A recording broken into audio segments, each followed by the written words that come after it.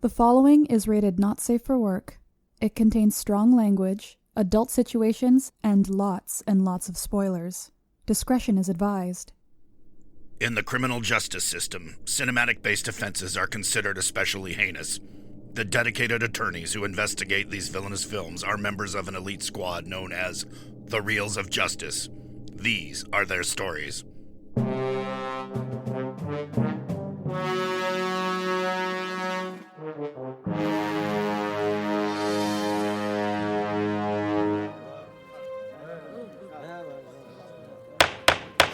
Order, please, order. The Reels of Justice is now in session. Judge Moonrake and Ryan Luis Rodriguez presiding. We all rise for the Honorable Judge Rodriguez. Be seated. Welcome to the Reels of Justice. Today we are hearing the case of Goldfinger versus Casino Royale 2006. Goldfinger is the third installment of the Eon Productions James Bond series and stars Sean Connery as Agent 007, who must foil a gold magnate's fiendish plot to contaminate the gold supply at Fort Knox, thereby increasing the value of his own tenfold. Casino Royale 2006 style is the gritty reboot of the 007 character as portrayed by Daniel Craig, who must overcome a terrorist financier in a high-stakes game of poker. Now, in civil cases like this, the counsel appointed to represent each film will present their case for why their client is the superior movie, and ultimately, the jury will render its verdict as to which is, in fact, the better film. This decision will hereby stand in all rankings and listicles from now on until the end of time, ad infinitum. Professor Jeremy Black, you're appearing on behalf of Goldfinger. You may begin your opening statement. Thank you very much. Well, I certainly am not appearing on behalf of Ulrich because he is the villain of the piece, but I'm appearing on behalf of the film. And the reason I'm appearing on behalf of the film is simply this. I'm an old fart, all right? And most people will tend to think that the James Bond, which saw them come through, as it were, to fruition, which is the one that was the hero when they were young, they will tend to think that is their James Bond. So it's entirely normal that you people, as young, callow, innocent, naive youngsters, should favour Casino Royale in the Daniel Craig version, whereas it's entirely reasonable that we're an older, more mature, more thoughtful person like myself should favour a film of the 1960s. But there are other points. As you correctly said, this is the third of the Deon productions. And I think it's fair to say that the first two showed, as it were, James Bond, as it were, bedding down, if you see what I mean. In other words, becoming a familiar character. The first was made as a B-movie, Dr. No. There was a shortage of money. It was made in Jamaica, in fact, to get a government grant for a place in the British Commonwealth. And it was a brilliant film in some respects for the little amount of money they put on it, but it showed its limitations. The second film, From Russia with Love, again, I happen to think it's a brilliant film. I think the fight scene with Robert Shaw in the train is absolutely amazing, but it has its limitations. And it's with Goldfinger that it all comes together. You've got a convincing villain, you've got a good sidekick, you've got the motor cars, you've got the girls, more than one, you've got the really big song. All of that pulls together. Now, what are the things usually said against Goldfinger? Well, one of the things that's said is that it's in a way sexist, that it reflects the values of that generation, that, particularly the scene by the swimming pool at the Florida Blanca, the hotel in Miami, is very much like that. And the answer is yes, of course it is. And so what? That's a film of the 1960s. You don't expect to see James Bond played as a sort of rather sexless character then. And the thing I would actually bring out at that point of view, and as you may know, I've written a couple of books on Bond, is that although there is a difference between the Bond of the film and the Bond of the novel, nevertheless, the James Bond of Goldfinger is closer to Fleming's creation than what subsequently comes after. And for me, as somebody who likes the novels and who personally feels that one should, if you're interested in James Bond, have a film character that's not too different, that's important. With Sean Connery, you can believe that he would kill you. I agree. Daniel Craig, the same. I'm not knocking Daniel Craig, but I'm knocking all of the others in between. And by killing you, I don't mean take a pot shot at a distance. Most of us can, fire a gun. That does not mean What? that. What I mean is getting in nice and close and throttling somebody, seeing them die in your hands as they actually choke to death. Now, you can believe that of Sean Connery. You could believe that of Daniel Craig, but you really can't believe it of the people in between. So, what am I saying here? What I'm saying is that Goldfinger works because it's a brilliant film for a generation. That generation, like me, who are old farts, it works because it's a real representation of the early 60s, America before the Vietnam War took away its confidence. There is a kind of affluent America there in which people believe in themselves. So that's, and that's quite attractive compared to the troubled notions later. It shows people that are fairly confident about their sexuality, both men and women. I, again, find that attractive. I don't find the modern fashion of metrosexuality and people when you're not at all sure what they're supposed to be. I don't find that particularly convincing, and I certainly don't find it convincing in adventure heroes. So I think that element is important. I think the violence is important. I think the actual settings, moving from one setting to another, the sequencing of the plot works, and the film isn't too long. I think that's an important point as well. And some of the things are absolutely brilliant in terms of the wisecracks. And the last point, and here I think, I think Casino Royale is a great film, but here I think Goldfinger is better, and it's a simple thing. At the time it came out, it was actually a film made for the two leading film markets in the world. And those two leading film markets both used English, in other words, America and the United Kingdom. And as a result, it's a film in which you get character developing and interacting through dialogue.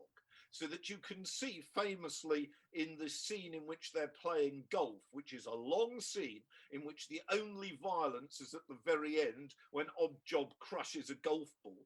And in that scene, you see both Bond being created in terms of his interaction with Goldfinger and Goldfinger, and this air of menace, but also competition. It's brilliant. Now, I have to say, you don't have scenes like that in Casino Royale, and that's not a criticism of that film. It simply reflects the fact that by the mid-2000s, an enormous percentage of the audience, bigger audience, of course, a global audience, did not have English as their first language, were used through computer games to not listening to dialogue, and want more two-dimensional figures. So if you want a three-dimensional killer, go for Goldfinger. If you want a two-dimensional killer, go for Casino Royale. Both good, but different kinds of killers. Thank you, Jeremy. And appearing on behalf of Casino Royale 2006 is Mr. Dylan J. Schlender. Please present your opening statement.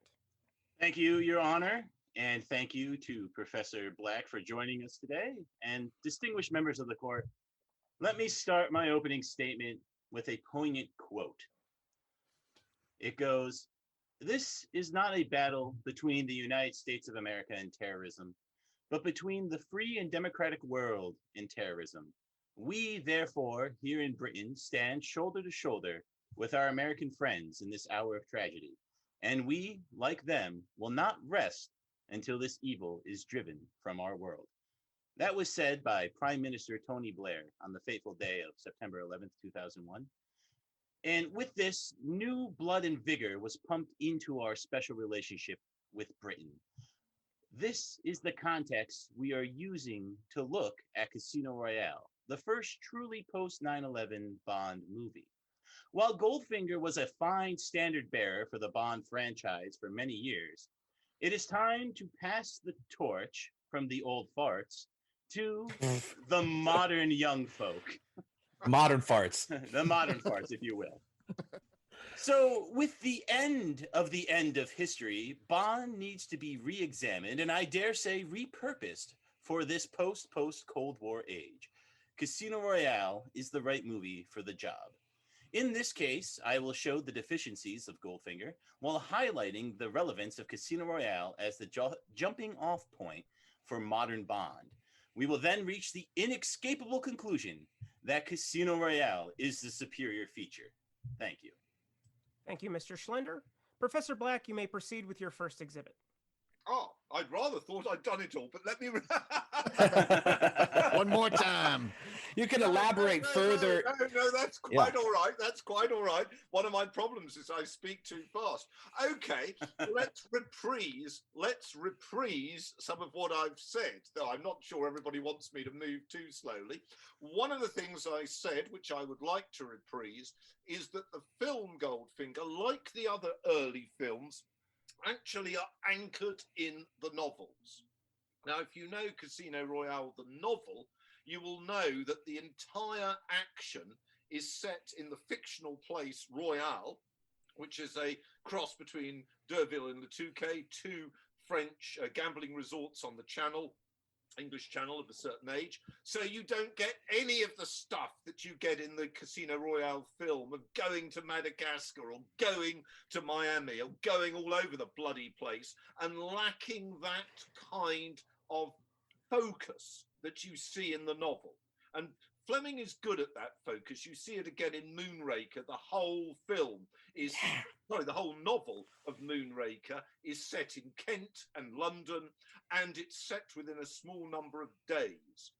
So you've got that. Now, in the film Goldfinger, obviously, you start in Britain, you go to Switzerland, and you end up in Kentucky, and, you've got a movement. But the fact of the matter is, there is a focus there. There isn't a sense of it being all over the place. There isn't a sense of the camera just sort of lingering for a few minutes on going somewhere and then moving somewhere completely different, which characterized, for example, the film Moonraker, and I would argue characterizes the film Casino Royale. So there's a tightness of direction, a tightness of filming, and a tightness of plot. All of those make Goldfinger a great film.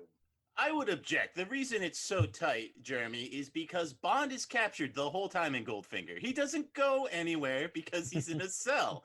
And when he escapes, he just gets captured again. And so that's why the movie's so tight and focused, because he can't go anywhere else. Well, that's a good point. I mean, I think it's fair to say that in that, you've got the filmmakers are reflecting the conventions of the adventure hero as mediated through Fleming.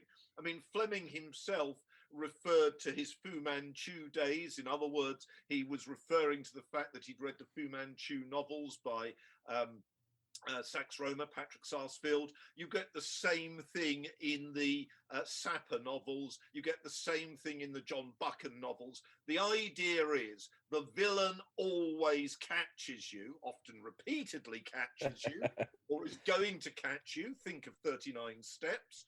And the idea is that that is what gives it dramatic attention. After all, it's not going to be much interest if the villain doesn't stand a chance. Again, think North by Northwest. It is the fact that the villain is so potent.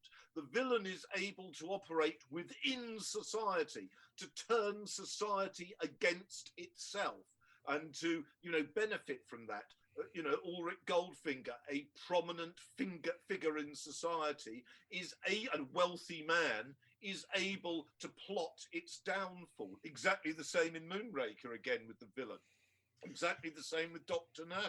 Exactly the same in all of those Bond novels. So in many senses, what the filmmakers are doing is drawing on this resonance, which also gives it drama. It wouldn't be very interesting if Bond is ahead from stage one.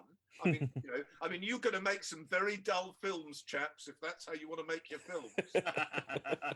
I would say, though, Jeremy, what does Bond do to save the day? I think you spoke very eloquently about why Goldfinger's a compelling villain, but we have to realize that Connery's Bond is in a cell. He escapes to overhear Goldfinger's plan, and he tries to get a note to the CIA, which fails. Yeah. At the end of the movie, when he is pulled out, he doesn't even defuse the bomb, mind you. He opens the bomb. No, he does kill Oddjob. He does kill Kills Oddjob. I Oddjob. can't argue with that. And he says to the CIA guys, "Oh, how did you know?" And they say, "Oh, well, Pussy Galore told us." And he's like, "Oh, well, good thing." So he doesn't actually affect the ending of the movie. Pussy Galore's the real hero at the end of the day there. So I think while Goldfinger that has to take a name like that must be a star. no, it's got to be good. We owed her. No, serious point here.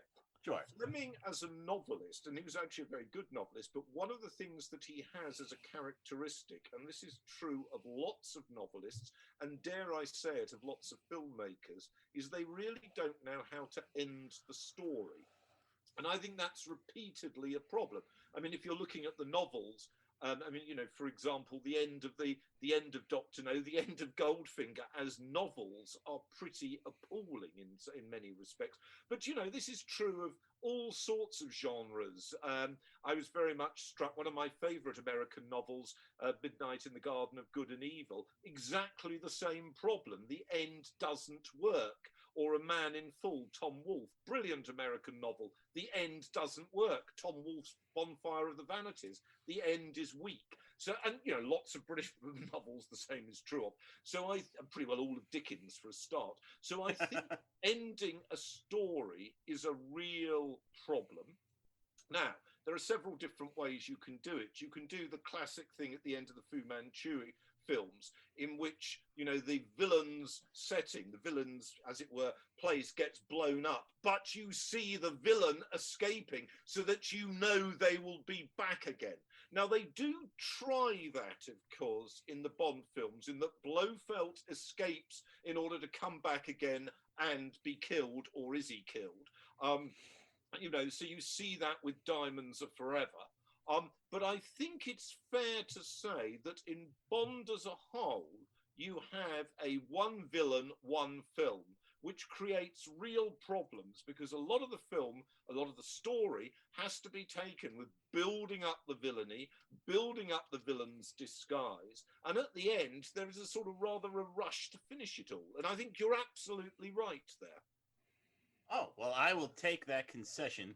Please make that a note on the record. So noted.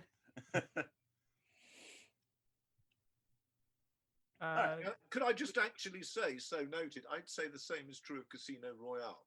I think I can make a convincing argument for the ending of Casino Royale. Next strength, which we haven't really brought out of Goldfinger.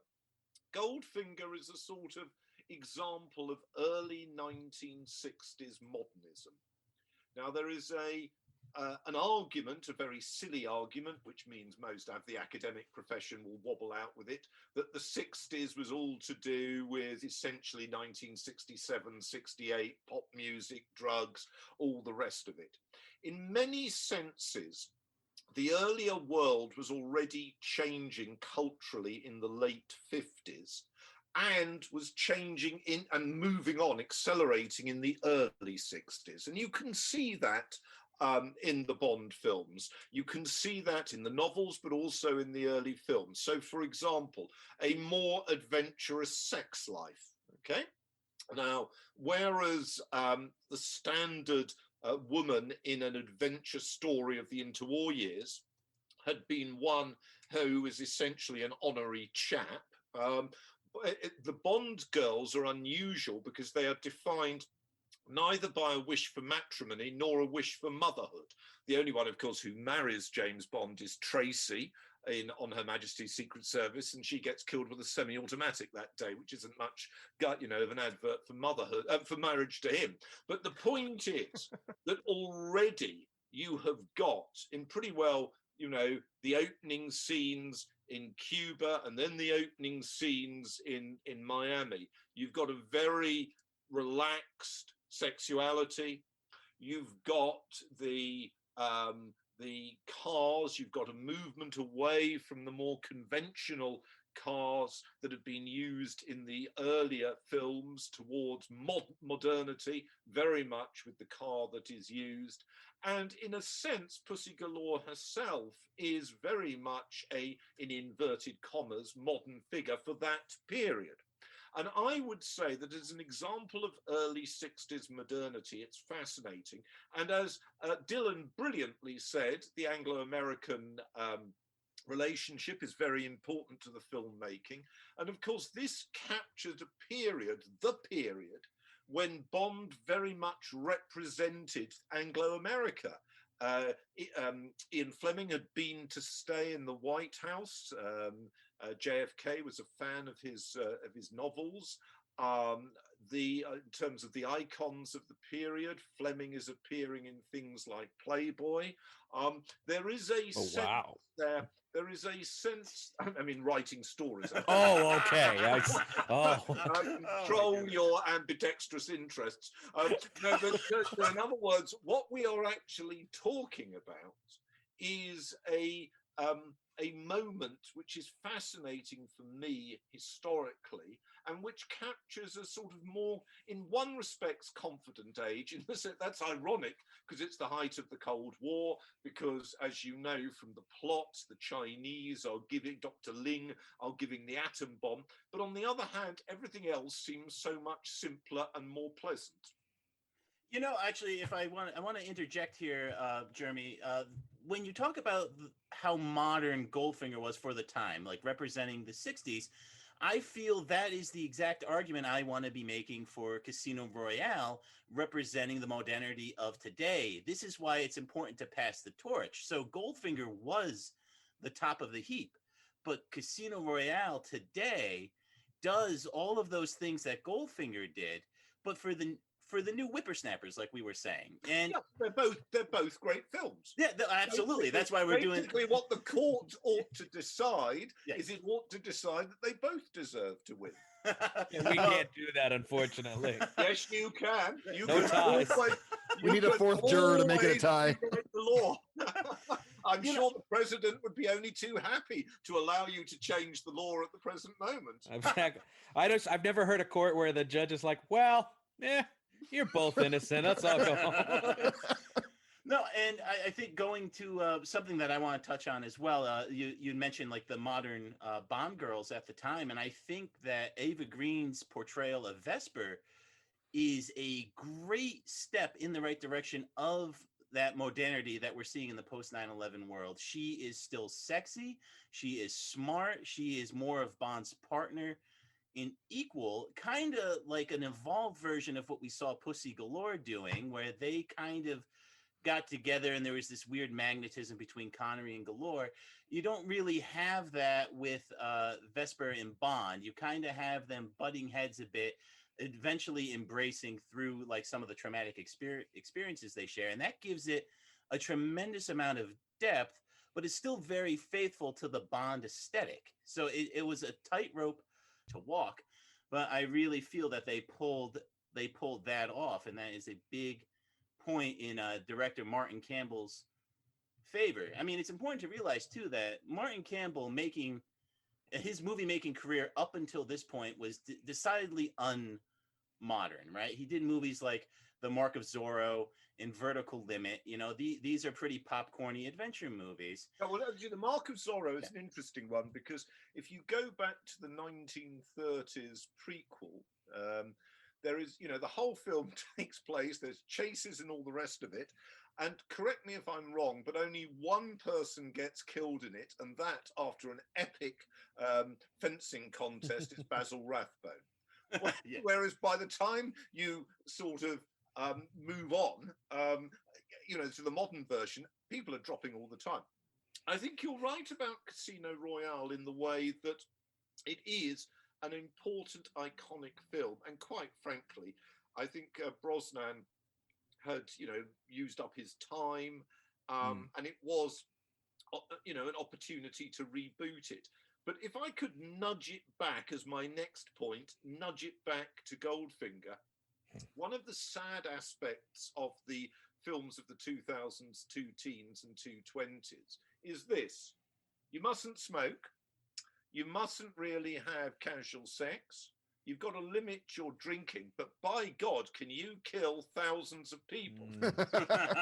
Whereas in Goldfinger, I think there's a bit more of a balance there.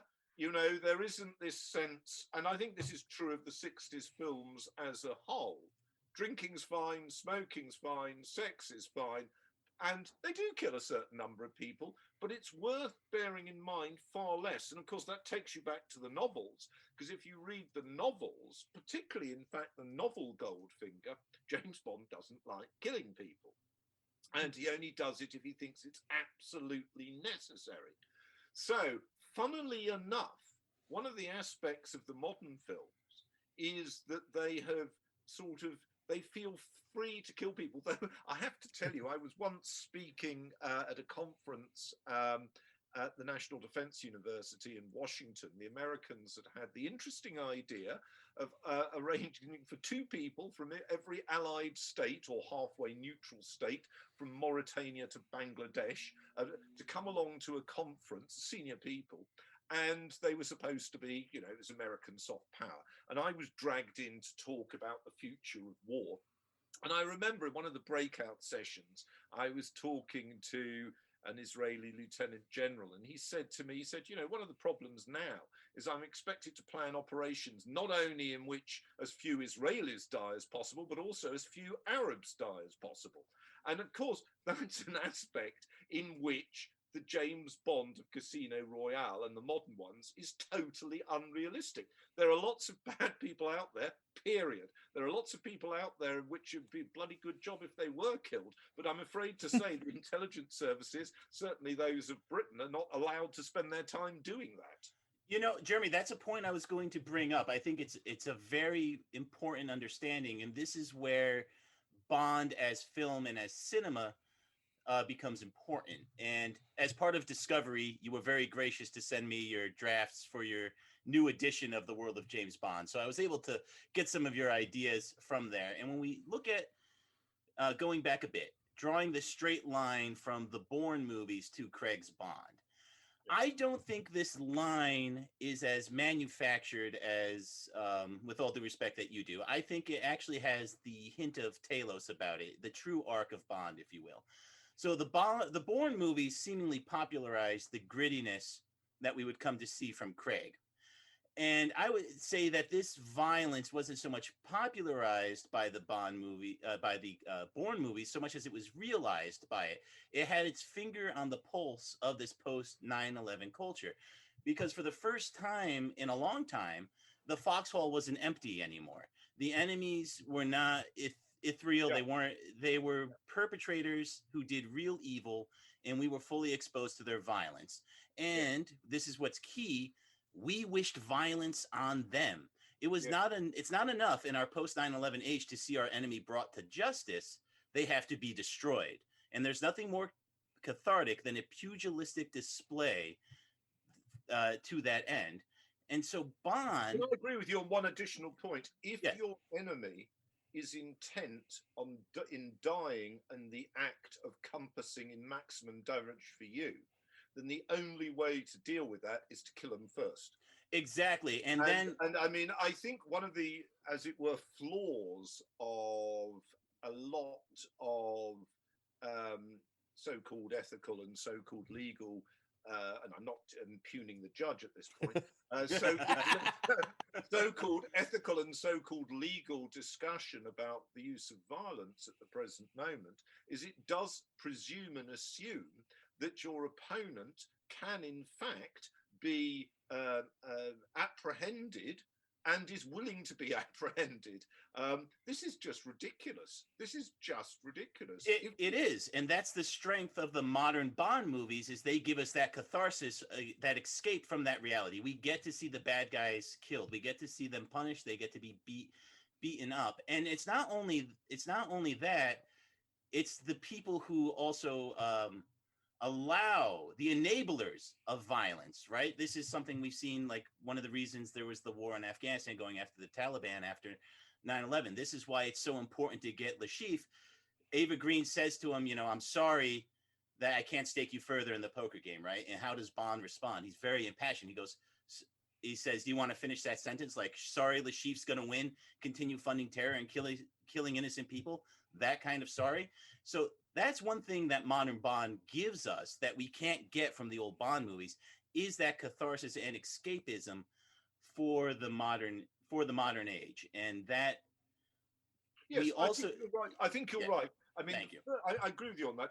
I think the first time you really start to get ambiguity in the Bond corpus is GoldenEye, where you have a traitor within the service. Now, if you consider that, the contrast, as we know, is remarkable. First of all, we know there were traitors within the service in the 50s and 60s. And as there were, let's be clear about this, the United States had traitors operating within it as well. Of course. So we know there were traitors within it. We know in the case of the traitors within the British system, they did enormous damage. We also had already some rather brilliant films of this type in which treason is a theme. So I'm thinking, for example, of the Ipcris File, which is an absolutely brilliant film with Michael Caine as Len Dayton's Harry Palmer, dealing with, I hope this is don't listen if this is a reveal, but dealing with the treason of his superior, who's a classic public school, rather slimy individual. And I think that in a way, there was a curious naivety, which was rather attractive about the Bond films. But one can take this a stage further. This naivety was commercially very important. And once you go to moral ambiguity, then you start to create problems in terms of the audience you're after. And in particular, in terms of trying to recoup the enormous investment put into a Bond film. So there is always going to be this tension between what you might call realism and what you might call how they do it. And I'll be absolutely clear to you, Goldfinger, which I think is an excellent film, qua film, is not an accurate depiction of the British Secret Service, the Foreign Intelligence Service, of the early 1960s. But that's, in a way, I mean, did anybody think it was? I mean, I would say exactly the same about the more recent ones. The film that's possibly most accurate of the lot in just one moment, one brief moment, is Never Say Never Again, 1983, in which Sean Connery, coming back, of course, goes to see Q, and Q is suffering from, shortage of funds. The warehouse is freezing cold because nobody can afford to heat it, etc., etc., etc. Now, that is a much more accurate account. These days, I'm afraid to say, I retired this last January. Universities now in Britain are run by third-raters spouting about equality and diversity and all the rest of it. So I'm used to the idea that we've got complete mediocrity at the top now. As you say, precisely because there are foreign threats, you do need a degree more resilience in the armed forces and in the security services than you have in so much of British life. Yeah, and that's the point that I was agreeing with you on. And I think the way you're applying it to Goldfinger absolutely works. And I think now that we look at it in this year, 2020, starting with Casino Royale, that's going to be the new standard, the way Goldfinger was for the Cold War in this post 9/11 age. All right, well, let me interrupt there for a second. Sure. Now, accepting that proposition, and I'm not against that proposition, okay? There is still the practical problems with the actual film Casino Royale.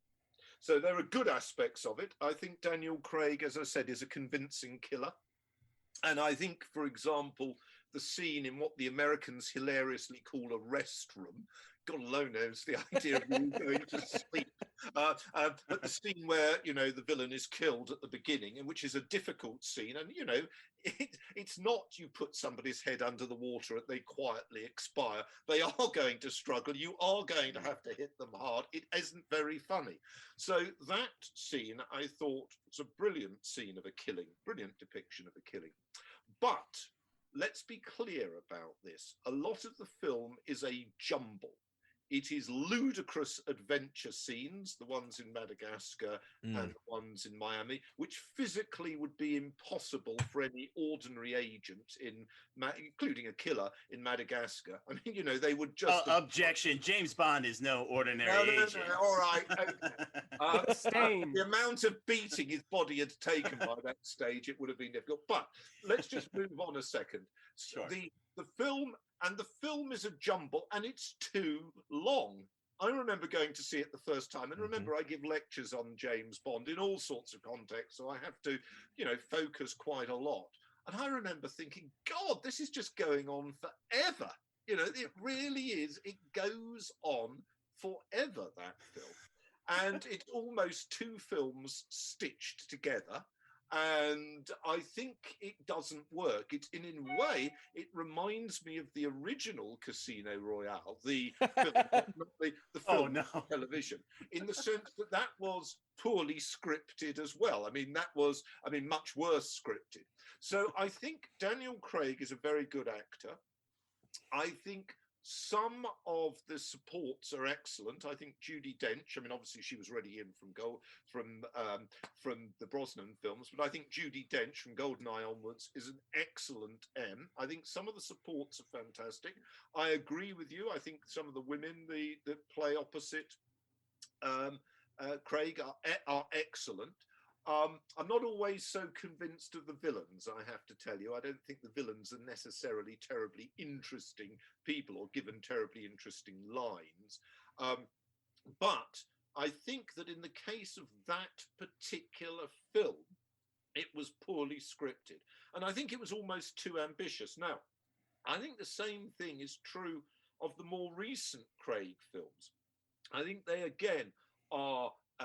he acts very well. He conveys the vigor. Some of the action scenes, the car chase through Rome, absolutely brilliant. Some of those adventure scenes. But my God, are the plots sort of, you know, going on too far and trying to throw too much in it? And ultimately, does anybody care, for example, about what happens to Bolivia's water supply unless you live in Bolivia?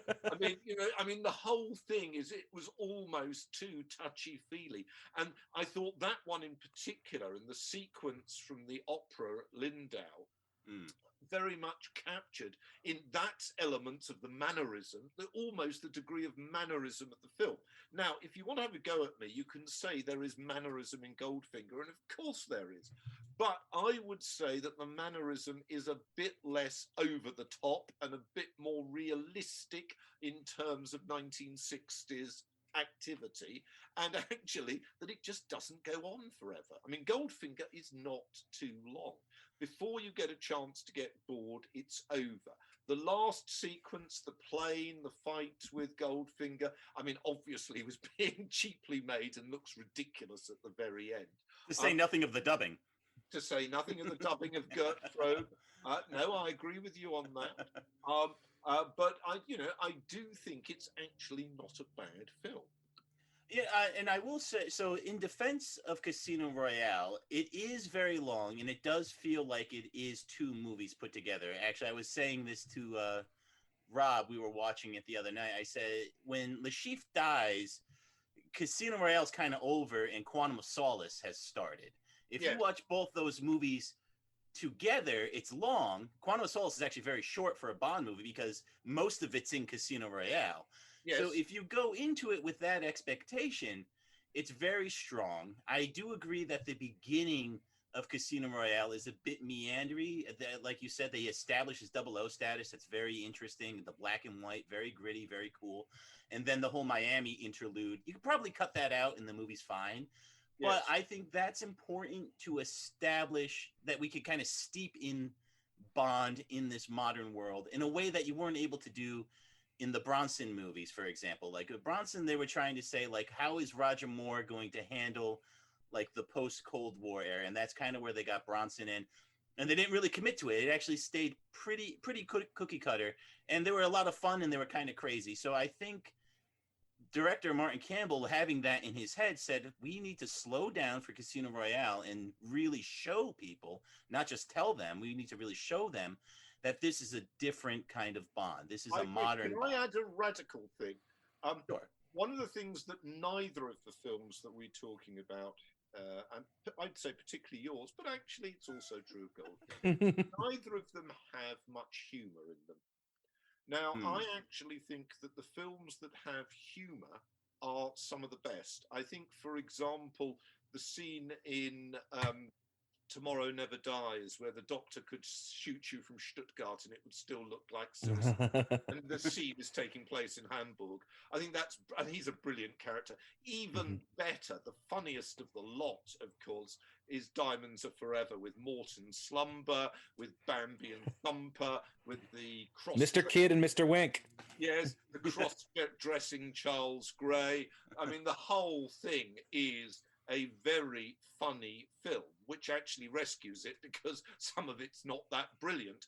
But, you know, it is a very funny film. You know, the line about, you know, if Kansas gets blown up, who would notice? You know, it's going very fast, very well scripted by some very witty writers. Now, I have to say that's not true of all of them. And I myself have a preference for having some of the witty lines there. Now, there are one or two witty lines in Goldfinger. You know, the exchange about the sherry, though that's probably, you know, about the age of the sherry at the beginning, when he goes to the Bank of England, or Gert Frobe telling him that he expects him to die, and this sort of thing. There are one or two, but there are not very many, and there aren't very many. I mean, in many senses, Daniel Craig is absolutely brilliant as a comic actor. One saw that in Knives Out, which I thought was a really brilliant film, and also showed his wonderful ability to use different voices. And in a way, I'd rather like to see the scriptwriters try and actually throw in a few witty lines. The trouble is, we're in such a bloody boring world now that the idea that you might actually find it funny to kill somebody is something that is just completely verboten. You know, that's a good point. There isn't a lot of humor, but actually the humor that does happen in Casino Royale kind of remind me of the little glimpses of humor you'd got in Goldfinger. Like when he sits down and he says, after he just got cured from the poison, he said, "Last hand nearly killed me." You could totally see Connery delivering that line with like a wink. Or I have to separate my gold from Mr. Solo. Yeah, exactly. That's a brilliant line. I mean, that is a very funny exchange, actually. Yeah, so while the humor is, so it's interesting though. I own the club. I own the club. I was just thinking of that. I own the club. Yeah, and there are some marvelous lines in it. So it's funny that we say we do like the humor in Bond, but here we are talking about which is the best Bond movie that they don't have as much humor. And I think that's because even though Bond's wit and charm is a huge part of who he is, he's at the end of the day a man of action. And we like seeing that action. And in the modern age with Casino Royale, it's very kinetic. And it was very refreshing at the time. You can make the argument that it's maybe a bit overused now. But one of the things that I like about Casino Royale... Can I come back to you on this? Yes, sure. I'm not, you know, I mean, you're being eloquent, very impressive, and I'm happy to vote for you in order to keep this moving forward. But can I just say, I do wonder whether the appeal, and I'm looking at it from my generation's point of view. Yeah, it was in part that here was a stylish agent, obviously totally fictional, a stylish agent who, you know, knew how to behave in a casino, wore a black tie, could take part in witty repartee with ludicrously named people like Fatima Blush or, you know, Honeychild Rider or whatever you want. And some of the lines, some of the exchanges, I mean, in the Never Say Never Again, where, do you remember, she's going to kill him and she wants him to write this note saying, I've never had more enjoyment than when I had with this woman. And he says, well, there was this girl in Philadelphia. And then he shoots her with the pen.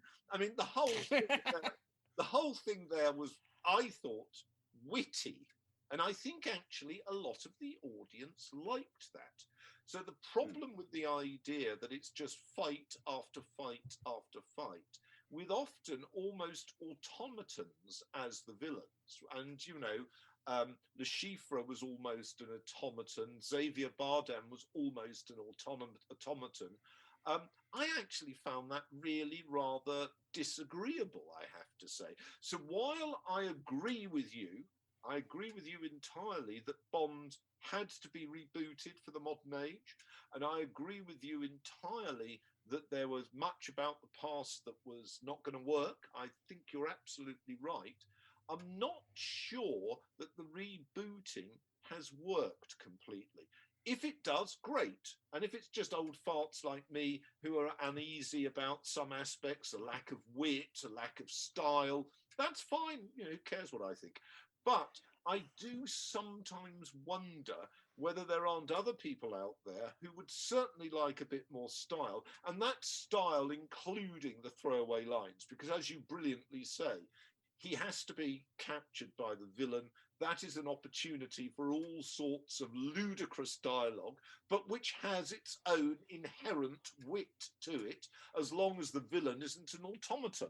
So, when you get people like, who just died, unfortunately, Michel Lonsdale as Drax, or Donald Pleasance as Blofeld, Charles Gray as Blofeld, these are actually major actors in their own right, and the opportunity for some really good repartee is there.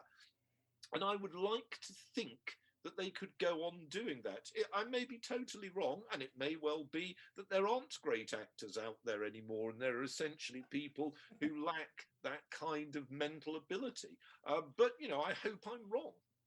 Actually, I hope so too, Jeremy. I would not mind seeing more wit and charm from Bond. It definitely has a place in the. And one area really should be is in the interaction between the man and the woman.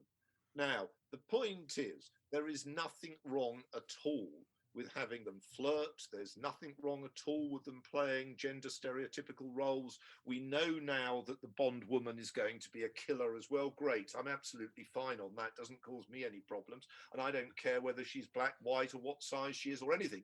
But I would like to have some witty repartee between her and James Bond. And I don't think, I like mine with a twist, those kind of lines that you can recall from the past, whereas so often the conversations between them in the last 20 years, you can't recall a single remark between them. And I think that's, unless that is you're an anorak like me and you're having to do it to give lectures. But I mean, the fact is, most of the lines now between the James Bond, who happens to be Daniel Craig, and his female leads, they lack any wit. They lack any sort of double entendre. It's as if people have said, that's not acceptable in the modern age. Well, if that's how they want to do it, why don't they give up and just have James Bond as a charity worker working for an NGO and then be done with it and make it totally, except from what we understand now, NGOs don't always behave very well, but, leave that to one side. There is a sense, as I've captured, that they've allowed for the violence, but they've taken out the sexuality.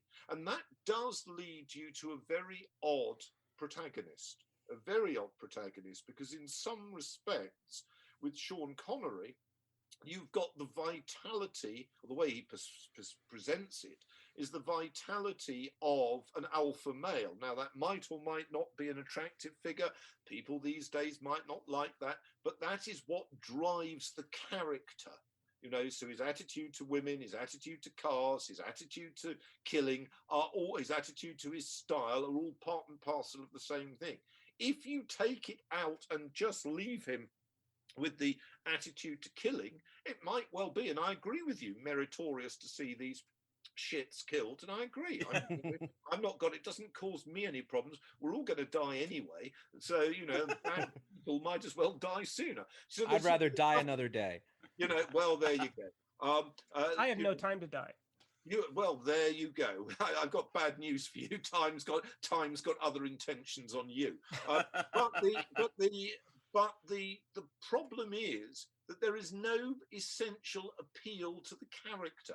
And it's very interesting. I did a program for BBC which went out on New Year's Day 2000 on Radio 4, which is the sort of the main British radio news channel. And we interviewed for it a chap called Oleg Gordievsky, who'd been a KGB senior chap and also an MI6 spy at the same time. So he was he was our agent working for the KGB and got exfiliated. And he said that he did actually talk about how unattractive he found the scenes in GoldenEye, in which Pierce Brosnan goes rolling around the streets, and he specifically referred to the crushing of the police car and the policeman being ostensibly killed. And he just thought this was unnecessary and unattractive. And, they were talking, a view from a professional. And I would say exactly the same thing. I would say that there is a casualness about killing. Now, killing can be very necessary, and it can have to take place in which you're doing it in close proximity.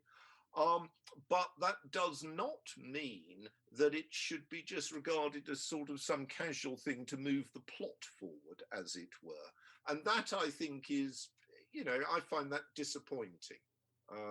I'll tell you my favourite moment of all of the Brosnan ones. I don't like the Brosnan ones on a rule, but the favourite moment of all was at the beginning of Tomorrow Never Dies, when, as you may recall, there's a terrorist arms camp in Afghanistan, and we see a guard smoking. And a character walks towards him, and he's backlit, backshot, so we don't know who he is. And he pulls the cigarette out of the guy's mouth, says "filthy habit," and punches him out. And you just think, actually, a bloody stupid thing to say, and it wouldn't have meant anything to the bloody Afghan because he won't know English. But the point is, it captured, in a way, a sense of wit. That is, and it was also a brilliantly photographed shot that has been so missing in some of the recent ones. So I don't want to knock Casino Royale, but it's too long, and although Craig is a good actor, some of the others in it really don't carry it very well. All right. Defense, do you have any further arguments that have not been addressed that you would like to express at this time? Dylan. Dylan. No, he's finished. Okay, he's given in. I'm sorry. I was on mute. No, my rhetoric has you've lost your chance. In your absence, you've lost. The jury is against you. So let us move it forward, chaps. Come on, let's move it forward. I'll do the summing up. I will comment and wrap it up for both sides. All right. So we're going to new systems of advocacy here. What we've heard is that both films are really impressive. They speak to different generations and they speak to different contexts. Each have strengths and weaknesses. And that is exactly how you would want a James Bond film to be. You don't want it to be a film that so defines the genre that everything else is going to be seen as weak or feeble or inadequate or needing to copy it. So as I've said, Here you are, you're in the land of the free. You have an opportunity to throw out this kind of idea that you should only be voting for one or another. And this is not your presidential election. This is an opportunity for you in the jury to say, these are two good films represented by two eloquent people. There we go. Mr. Schlender, would you like to present your closing argument? Oh my goodness, Professor Black did such a great job on my behalf, and I would just like to thank him again for his time. And I would just like to say, in closing, actually, I had a lot of the same things, that both Bonds are very great, and Bond is just a shared treasure of Western civilization writ large between Americans and Britons, members of the UK, like we just saw today. And with all this in mind, we look at the special relationship, the future of the West, and even the future of cinema. And I think we see Craig's modern Bond as the right man at the right time, with Casino Royale being the tip of that spear. So again, thank you for your time. And as you go into that jury room, just think about Casino Royale and the modern era that requires a modern Bond. Thank you both. Members of the jury, Mr. Robb Maynard, Mr. Big Ben Haslar, Mr. License to Chill, Ryan Luis Rodriguez, you have all heard the facts concerning this case. It is now up to you to determine which film is the superior movie. The bailiff will escort you to the deliberation room to render your verdict. Here we are, a martini for Mr. Haslar, a mint julep for Mr. Maynard, and a double fudge buster milkshake for Mr. Rodriguez.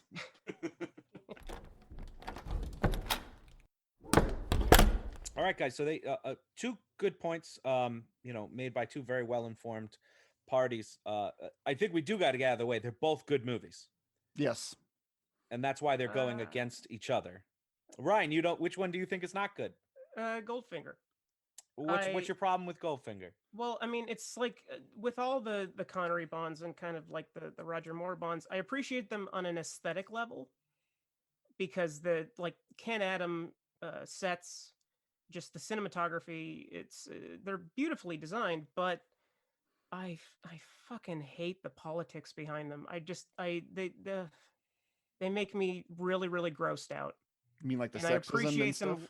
Yeah, I appreciate them less and less every time I see them. Like the scene where Bond is reintroduced in Goldfinger after the cold open, where he's getting a massage by the pool, and he gets, encountered by another agent, and he tells the woman who's massaging him, "This is man talk," slaps her on the ass, and's like, "Okay, bye-bye now, sweetie." Yeah, that rubs me the wrong way every time I see it too. I realize I fucking hate Or when this he forces that kiss on Pussy Galore, like in the midway through, it's like, oh, this is sexual assault, man. Yeah, that is definitely tough. I'm one of the things that gets me past it is that James Bond shouldn't be a role model, because besides being a womanizer and alcoholic, those are his flaws.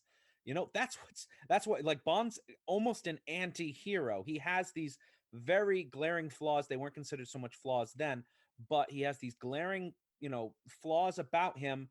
But he still struggles and has to save the world. So he is not meant to be a role model. Besides, obviously, mistreating women and being a drunk, he kills people, which I hope we can agree is an even worse thing to do.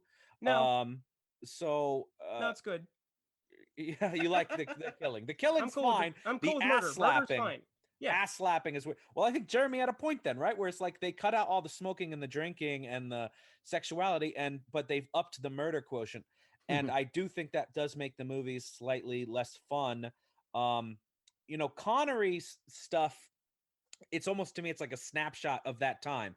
This is what the world was like in the 60s. It's not what the world is like anymore, but it's like, here's a snapshot of what that time was. We can't change it now, but we can see it through this film. And usually I roll my eyes, but it's like, well, there is a dark undertone to this sort of stuff.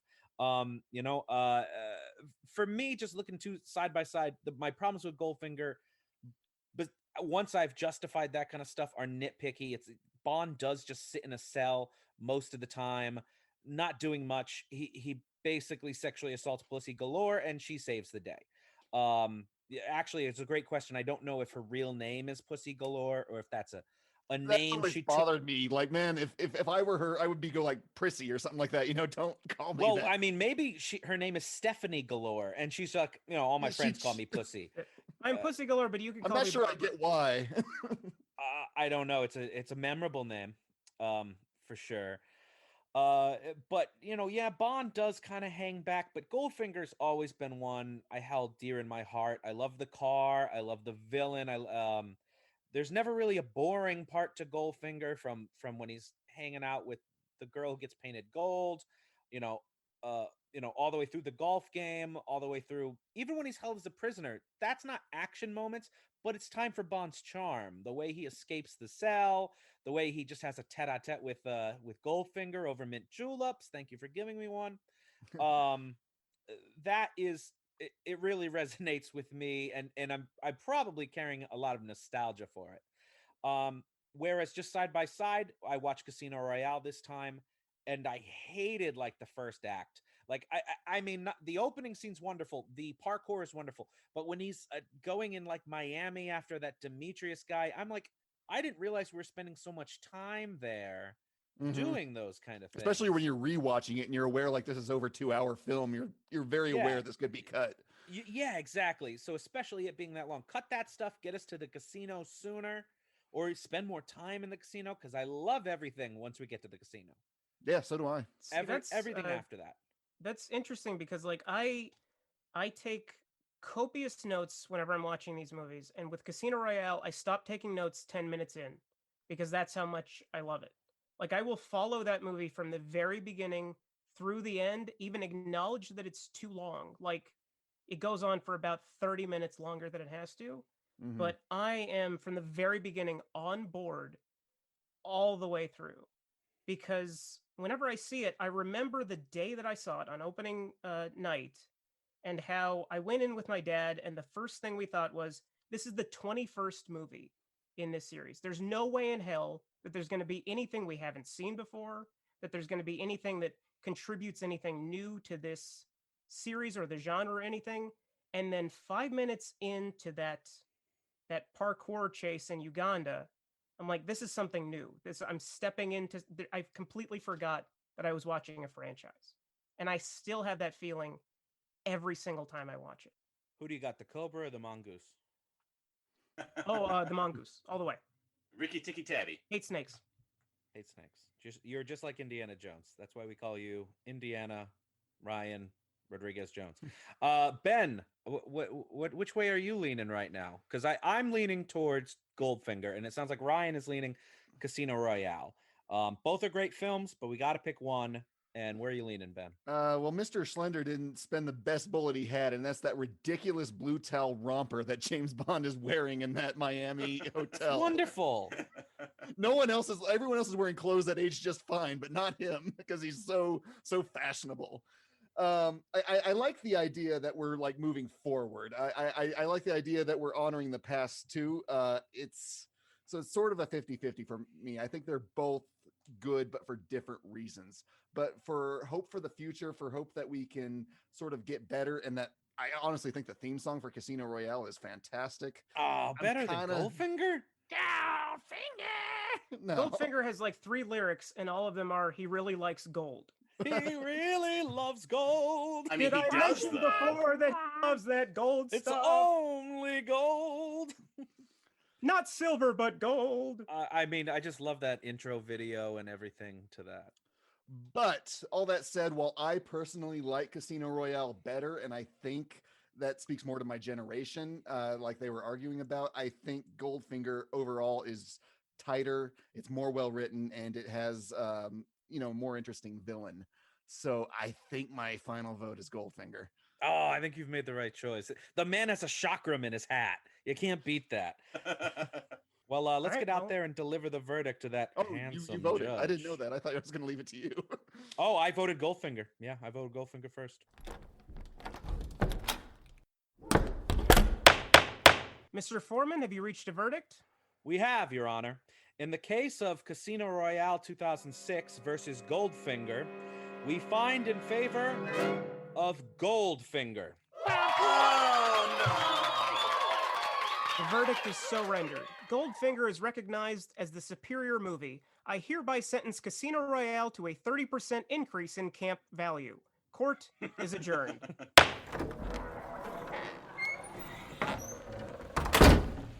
Ben?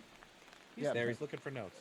Oh, okay. He's just very still. This is Con Connery Jr. reporting to Ben, you. I always speak without notes. You can manage it. This is Con Connery Jr. reporting you live from outside the Reels of Justice. Mr. Jeremy Black, you have won this case. Do you have any thoughts on this? Well, I think Dylan did fantastically. I think we both are really honouring Ian Fleming, honouring the brilliant directors who have over the years kept that franchise going. And I think Dylan very eloquently spoke to the Anglo-American relationship, but also the needs to keep it rebooted for modern challenges. I agree with him entirely. So well done to Dylan. Very well. Thank you very much, sir. And here comes Mr. Dillon coming down the steps. What are your thoughts on your loss today for Casino Royale? Well, I just have to say, obviously disappointed in the loss, but being able to go mano a mano with Professor Black was a true honor. The fact that he wrote 3 more books while we were doing the case is truly extraordinary. So it was just happy to be a part of it, and it was just a great case. So I believe in the Reels of Justice still, and this was some good work today. Thank you. Well, let's do it again on another occasion. 100%. Thank you very much, and that's all we have from the courthouse today. Let's go to the studio for a post-trial analysis. All right, And that Mike was a Connery great was- show. Everybody did a great job. Both sides were very convincing. Jeremy, you were wonderful, but I will agree with you. I think everybody has a place in their heart for the Bond they grew up with, which is why my favorite Bond is Timothy Dalton. You know, and I thought he just did a splendid No, I job. thought you dated from actually the 1953 black and white version. I grew up on Moore and Connery, so I like them both, and I can't really pick a favorite. When I want more machismo Bond, I go Connery. When I want more funny Bond, I go Moore. Yeah. I like them both. Now, my favorite's Peter Sellers. Is that weird? Yes. Yes. That's very weird. That film was guilty. We already found that guilty. Yes, that is true. Professor Black, again, just such a great honor to Jeremy, you're right. Jeremy, just such a great honor to have you on the show. So what have you been doing keeping busy here during these unprecedented times? I've been writing lots of books. Yes. I've just brought out a history of tank warfare with Indiana and World War II in 100 maps with Chicago.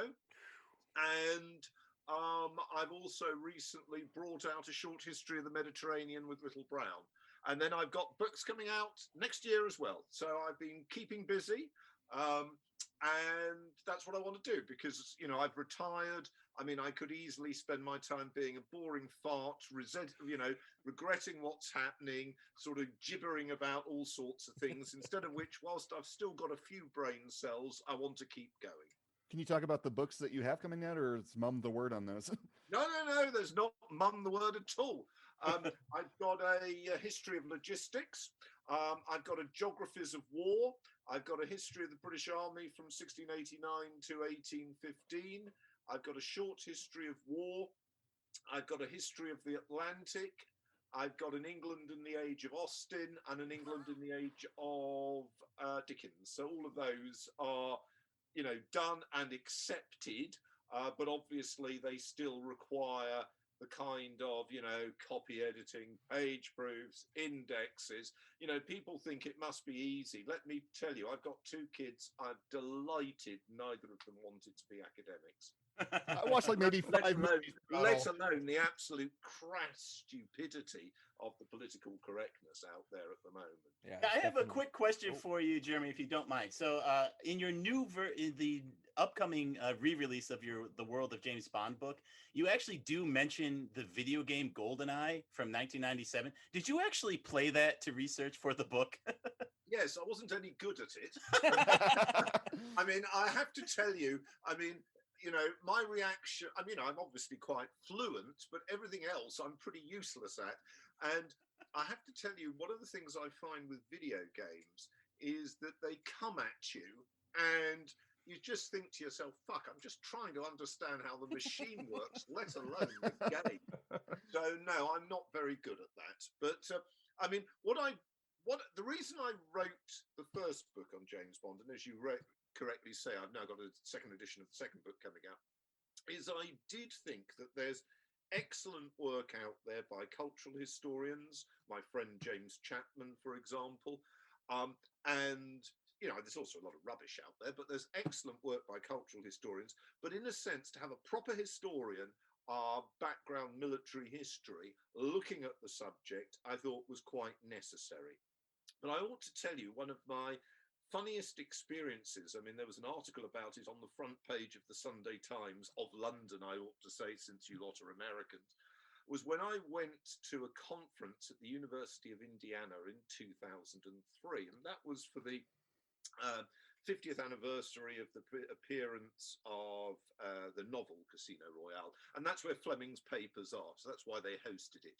And they had a 3-day conference, and James Chapman did the opener and I did the closing plenary, and I thought they gave me an hour and a half, which was more than I'd expected. I'd specially prepared a new subject for their benefit because I thought, well, I owed it to them, which was changing impressions of America in the Bond corpus. Actually rather good, never been published, but rather good. And but I had an hour and a half, so I thought, well, I thought I might as well, senior scholar, review what we've heard so far. So I started off by saying, well, roughly we could divide the papers into the historical papers and the cultural studies papers. And I said they were each, very good, had a lot to offer, which was complete drivel, but nevertheless, I thought I'd say that, try and be courteous. And I said, but the problem was each of them had a problem. And I said, the history ones, I said, it's no good talking about the Cold War and James Bond, because the Cold War means different things in 53, 55, 57, 59, and so on. And I said, you do need, if you're a historian, to have chronological specificity. Okay?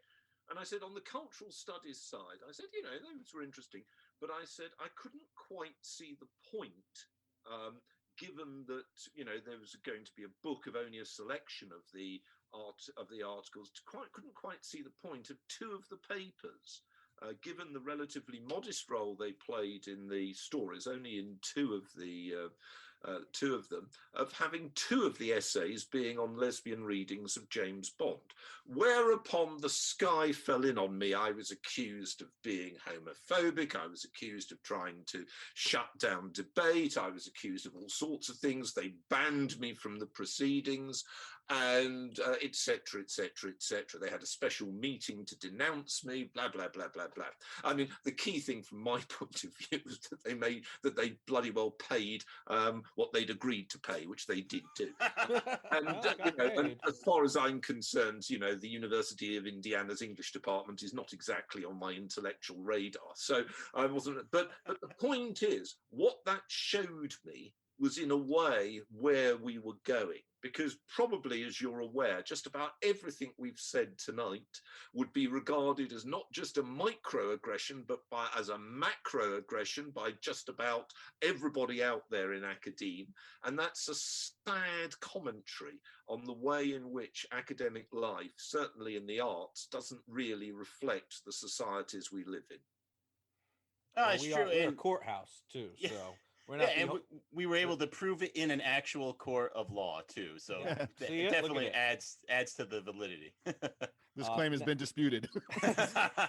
Now, Jeremy, we always ask for a suggestion from our guests as well as giving one ourselves. So if you think there is a movie people should check out, what is the movie people should check out? Well, it's not an unknown movie, but it's still underrated, and that's Funeral in Berlin. Okay, tell us a little about why people should check it out. Well, Funeral in Berlin is the second of the Harry Palmer ones. It's based on a novel by Len Deighton. We're talking about the same period as Goldfinger. There were three films were made: The Ipcress File, Funeral in Berlin, and The $1 Billion Brain. The $1 Billion Brain was a failure as a film, wasn't a good film, poor plot, and indeed the novel itself was weak, though better than the film. But Funeral in Berlin is one of the best of the films set in Berlin, set about, and it offers a sort of slight degree of ambiguity as to what is going on, which I found really quite welcome. And Michael Caine, I mean, I don't think he's any more a great actor, but at that stage was very much a great actor.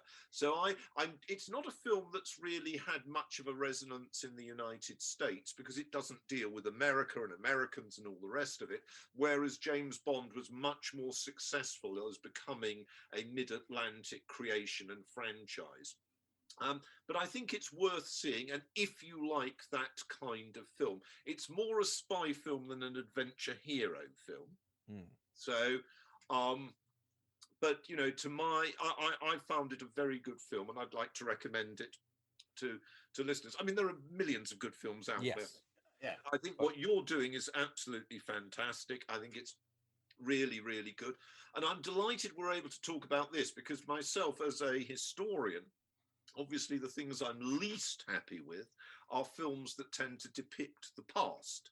So you get films which are absolute rubbish in terms of their content, such as Braveheart, or you get films which really can't capture the nature of that society. But you see, this isn't a problem if one's looking at a film from the 60s, 70s, 80s, 90s, because those films tended to be ones being made about the world at that moment. So they capture a perception of it at that moment. So yes, I would go for Funeral in Berlin. I think it's very, very good. But I have to tell you, there are masses of films out there. And I think one of the great pleasures of life is watching good films. And also then discussing them. Yes, that's definitely what we like to do. Ryan, I know you have a recommendation for another great movie, and what is it? Since we're doing old versus new this week, my recommendation is a film about the old clashing with the new, produced by integrating old characters with new technology. One of the most ambitious movies ever made. I know what it is. Robert Zemeckis' Who Framed Roger Rabbit. I knew it. Lovely. That's a brilliant film. And let me tell you something about that. It came out in 1988. Yes. And I, in 1988, spent 10 weeks in the United States doing archival research. 4 weeks at the Beinecke in New Haven. It was the summer where they put a mouse's head in some Coors Light in order to give taste to it. And then I went to the Huntington Library in San Marino, California. So I'm there when Roger Rabbit comes out. Now, the point is, I discovered I was staying, I didn't have any money, and I was staying in a cheap dive where there was no air conditioning.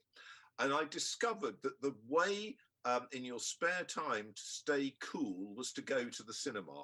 Yeah. But it was a really strange experience sitting there in Southern California watching Who Framed Roger Rabbit. It gives a very nice memory for me of that period. Brilliant film. Outstandingly made, and actually I thought so much better than Mary Poppins, which uses some of the same techniques of, but I just think it showed what you could do with a brilliant plot. It was like Chinatown on speed, and it was brilliant.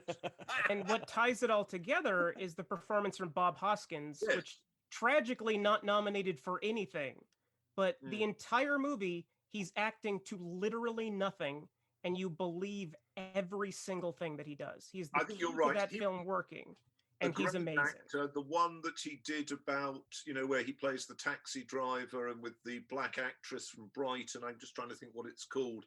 That was a great film. Great actor. And again, you compare him with Dick Van Dyke and the Penguins. I mean, Bob Hoskins has a depth of characterization there.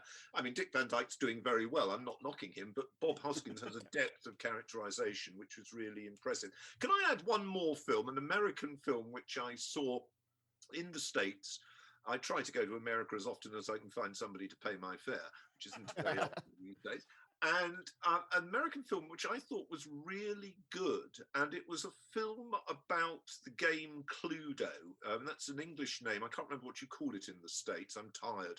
And it's, Cluedo, the one with sort of characters in colours who you play a murder game. Clue? Oh, Clue. Yeah, Clue. And it's set in a sort of Addams Family style house in New England, and it is brilliantly funny. And has a wonderful plot. So if you haven't seen that, I would strongly recommend it. Clue is another good one. Ben, what do you've got for us this week? Last time I did the Mission Impossible film, so I'll follow that up with the last one, which is Fallout. I think it is just continued greatness from Rogue Nation. Tom Cruise is just the right amount of funny in all of this as he's in this perilous situation, and he's still like coming to terms with all the stuff that he has to do, and he has to figure out everything out very quickly. So yeah, Mission Impossible, Fallout. And they digitally added Superman's mustache in, didn't they? No. That's a plot-driven mustache, sir. They had to keep it. This movie took precedence over Justice League.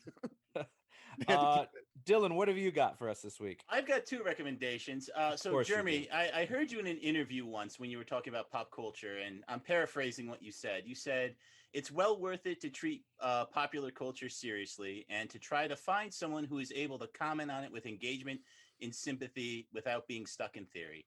And so to that end, I'm recommending my favorite amateur historian podcast, The Coolness Chronicles, hosted by our own Ryan Luis Rodriguez. He does deep dives into different areas of pop culture, and he knocks them out of the park. And this last episode was absolutely brilliant. So I just wanted to give that a nod. And then also in the spirit of James Bond, I'm going to recommend The Rock, which stars Sean Connery as a very Bond-esque figure. And if you don't know anything about The Rock, you've been living under one, so just watch it. Welcome to The Rock. Good, very good. I'll finish it up. I've got 1965's Thunderball, which I think is one of the more overlooked Bond films, especially in the Connery era. It revolves around Bond's continued dealings with Spectre, and it features jetpacks and motorcycles that shoot missiles, and the bad guy has a bunch of sharks. It also has my favorite theme of the series, as performed by Tom Jones, because the lyrics sound like a song that Donald Trump would make up about himself in the shower. If you don't know what I mean, just go listen to the song and you'll see what I mean immediately. I don't know, Goldfinger might be better. Yeah. Oh no. This one is like his needs are more, so he gives less. Yeah. It's absolutely brilliant, and it's actually a really fun movie. And so with that, we want to thank Jeremy Black for joining us. Thank you, Professor. You were amazing and very interesting, very knowledgeable. We'd love to have you back to do another Bond movie or any movie of your choice. Well, that's very kind. Do send me a link, and I can then have a listen. Absolutely, we will send you a link. And can I just say, I think what you're doing is fantastic. I think it's a really imaginative thing. I've not come across anybody doing anything like this. So, you know, you're really an engaging and bright bunch, but also you score 100 out of 100 for originality. So well done. Thank you so much. And if you do find someone else doing this, please let us know so we can send our lawyers to get them with some cease and desist notices. Don't worry about the lawyers. Just send them a parcel bomb. And so thank you very much. And with that, we are all out of time, but we hope you join us again next time as the Reels of Justice keep turning. Bye-bye. Please follow us on Twitter at Reels of Justice, Instagram Reels of Justice, and Facebook.com/Reels of Justice.